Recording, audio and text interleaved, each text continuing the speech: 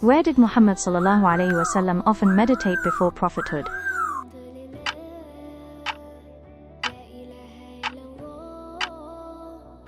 Cave of Hira.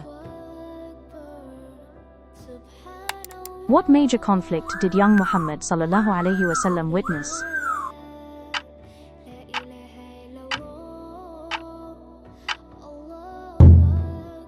Battle of Fujjar.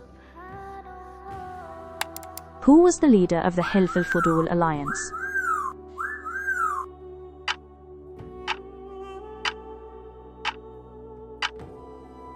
Zubair ibn Abdul Muttalib.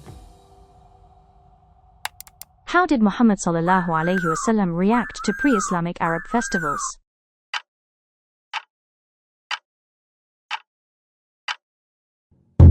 Avoided them.